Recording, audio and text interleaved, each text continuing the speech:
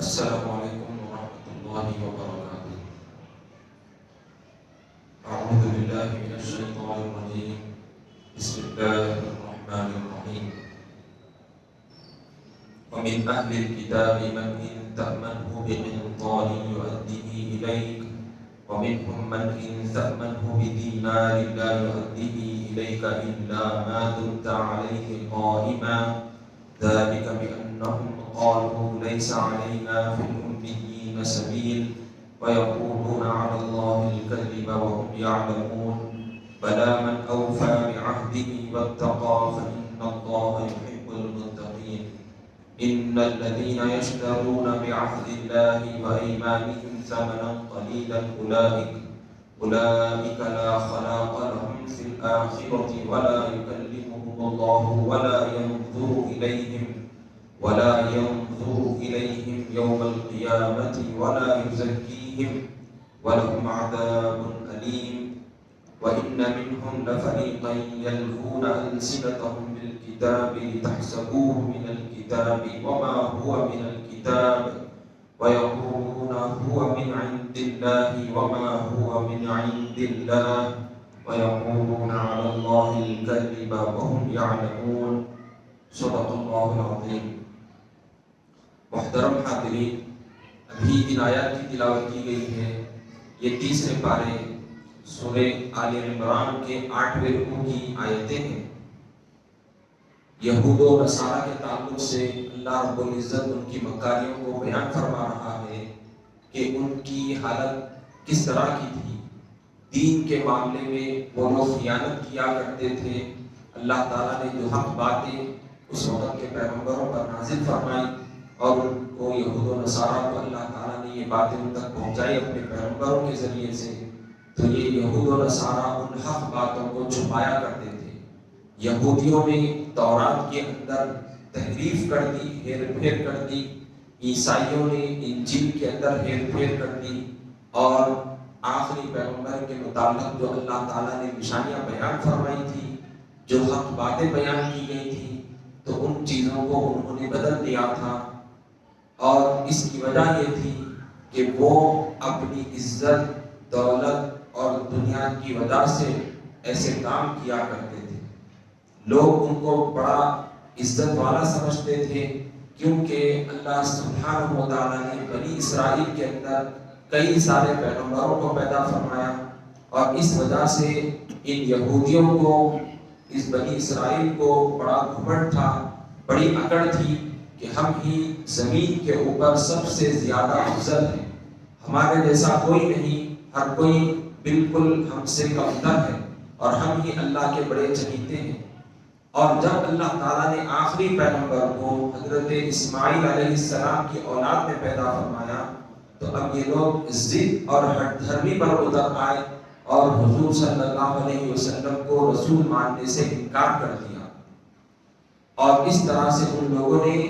دین کے معاملے میں خیانت کی، جبکہ ان لوگوں کو وقتاً فوقتاً اللہ تعالیٰ نے ہدایت عطا فرمائی، ان کو کئی ساری باتیں ذکر فرمائی، تو دین کے معاملے میں یہ خیانت تھی۔ اس کے علاوہ اور ایک بری چیز یہ بھی ان کے اندر پائی جاتی تھی، یہودیوں کے اندر، ان اہل کتاب کے اندر، کہ معاملہ داری کے اندر بھی وہ لوگ بڑے خیانت دار تھے۔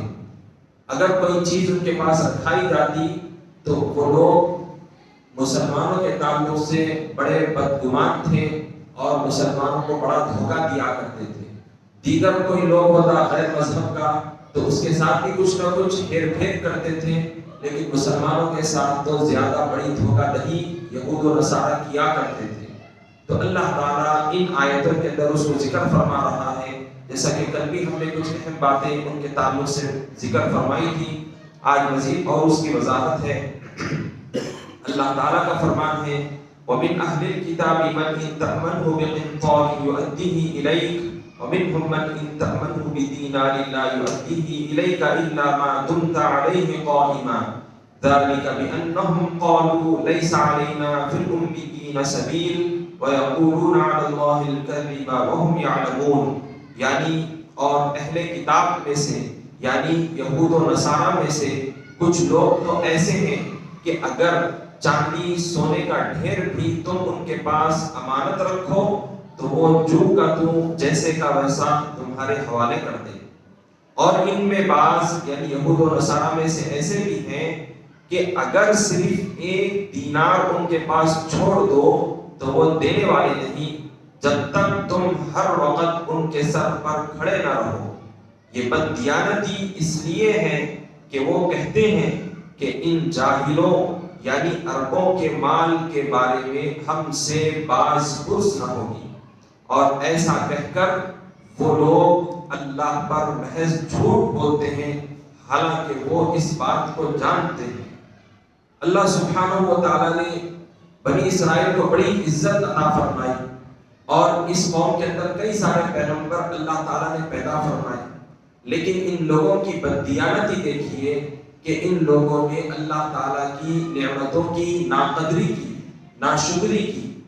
और मामलतदारी के अंदर भी ये लोग जीरो निकले। ये लोग इसके अंदर भी खियानत करते थे, दीन के मामले में भी इन्होंने खियानत की, बददियानती की, लोगों तक सही बात अल्लाह का पैगाम नहीं पहुंचाया और मामले के बारे में भी ये लोग बड़ी खियानत किया करते थे, धोखा दिया करते थे। इसी वजह से आज भी हम दुनिया के अंदर देखते हैं कि इकोनॉमी पर जिसका कब्जा है दुनिया के अंदर वो यहूदियों का कंट्रोल उसके ऊपर है। ये अब से नहीं, शुरू जमाने से ही उन लोगों का यही मशवरा रहा, यही चीजें रही कि वो लोग इसके ऊपर बड़े हावी रहे और सूदखोरी जो दुनिया के अंदर राइज किए हैं यही लोग हैं जिन्होंने इसको और ज्यादा बढ़ावा दिया और लोगों की गुर्बत और लोगों की मजबूरियों का नाजायज फायदा उठाते हुए ये सूदखोरी के बाजार को उन्होंने गर्म किया।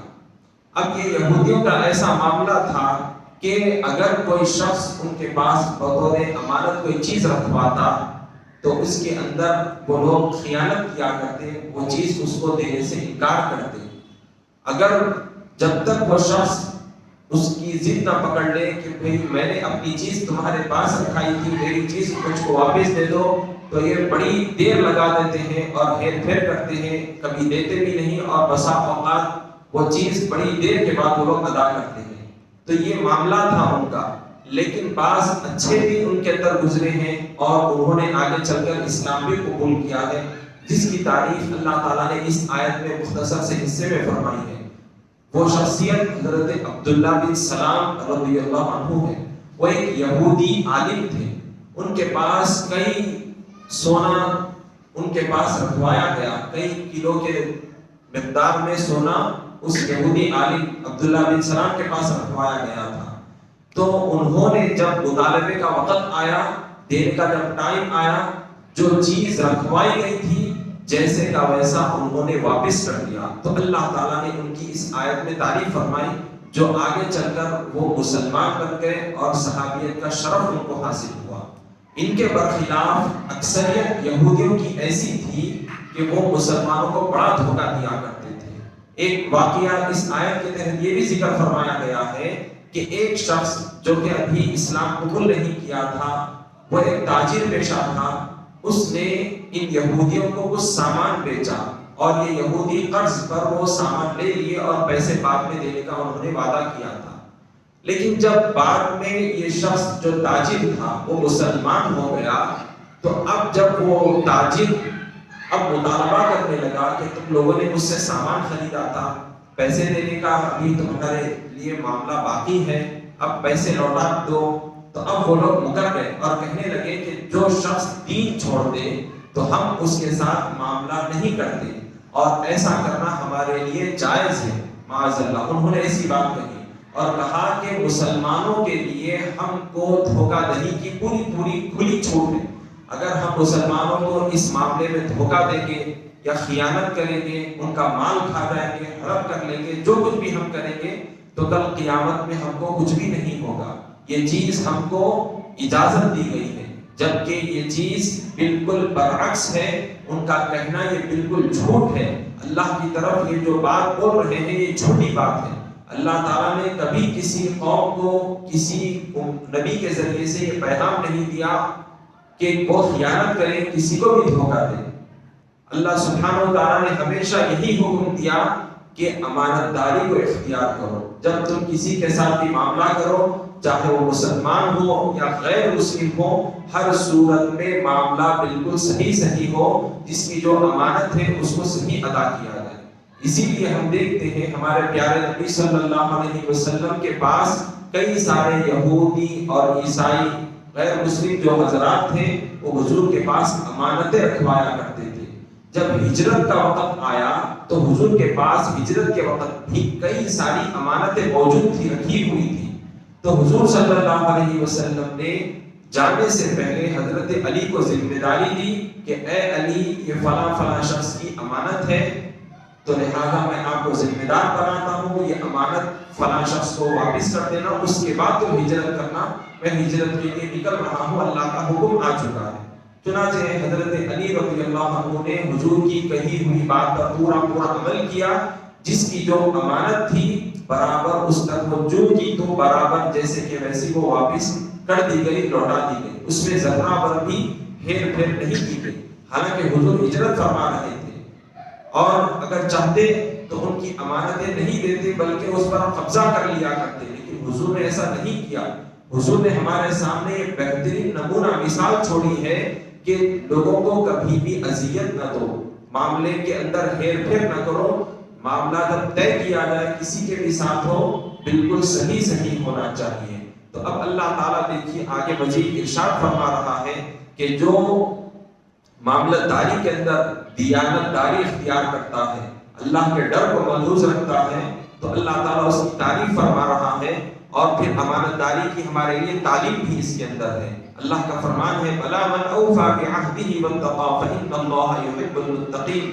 ہاں جو شخص اپنے عہد کو پورا کرے اور پرہیزگار رہے تو اللہ پرہیزگاروں کو دوست رکھتا ہے۔ یعنی جو لوگ امانت داری کی حفاظت کرتے ہیں اور ایمانداری کے ساتھ جیسی کی چیز وہ اس کو واپس کرتے ہیں، جب کسی کے ساتھ معاملہ طے پایا جاتا ہے اس کے ساتھ جو معاملہ کرتے ہیں صحیح کرتے ہیں، دھوکہ نہیں دیتے، تو یہ اللہ تعالیٰ کے پسندیدہ بندے ہیں، اللہ تعالیٰ ان کو محبوب بنا لیتا ہے، اللہ تعالیٰ ان سے پیار فرماتا ہے۔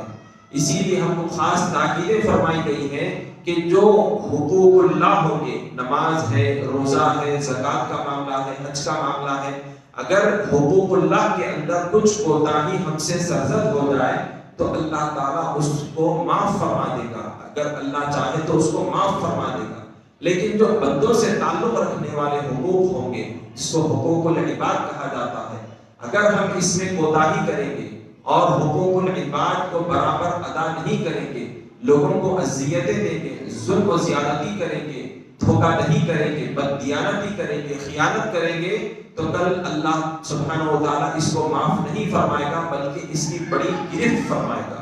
تو لہذا ہم کو اس معاملے میں بڑا محتاط رہنا ہے۔ اب جو لوگ دیانتداری اختیار نہیں کرتے بلکہ خیانت کرتے ہیں، دھوکہ نہیں دیتے ہیں، تو کل قیامت میں ان کا حشر کیسے ہوگا؟ اور یہ یہود و نصارہ جنہوں نے اللہ تعالیٰ کے احکامات کی خلاف ورزی کی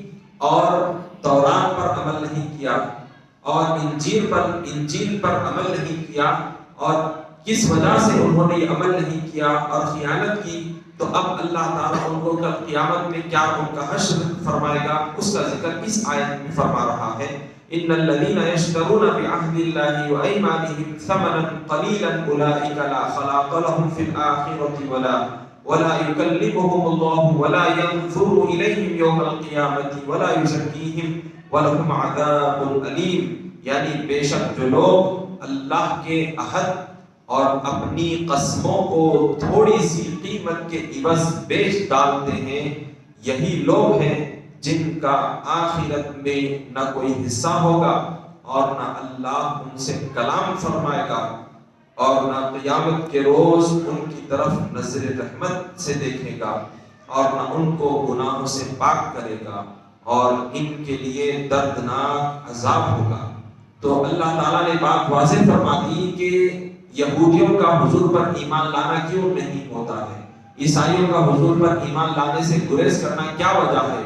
اس وجہ سے ہے کہ یہ دنیا پرست بن چکے ہیں۔ یہ جو تورات کے اندر یہودی ہیر پھیر کرتے ہیں اور انجیل کے اندر جو عیسائی ہیر پھیر کرتے ہیں، یہ دنیا داری کی وجہ سے ہے۔ ان کو لوگوں کی جیبوں کی طرف بڑی نظر ہوتی ہے. اگر وہ لوگ امیروں کے تعلق سے جو احکامات بتلائے گئے ہیں، لوگوں کے تعلق سے جو احکامات بتلائے گئے ہیں،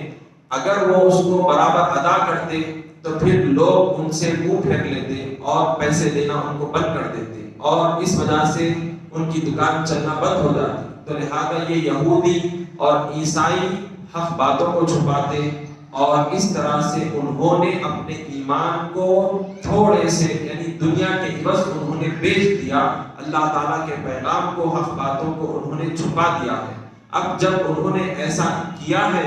دنیا کو اختیار کیا ہے، تو لہذا اللہ تعالیٰ فرما رہے ہیں جو دنیا کو حاصل کرے گا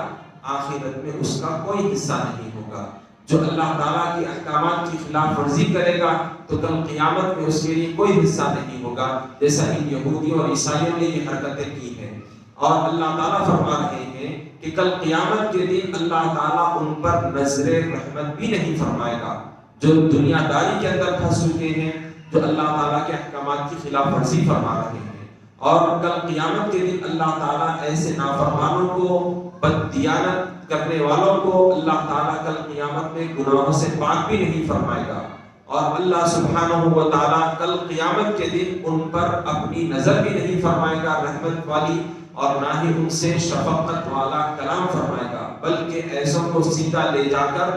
دوزخ میں ڈال دیا جائے گا. تو لہٰذا ان یہودیوں اور عیسائیوں کا جو حشر ہوگا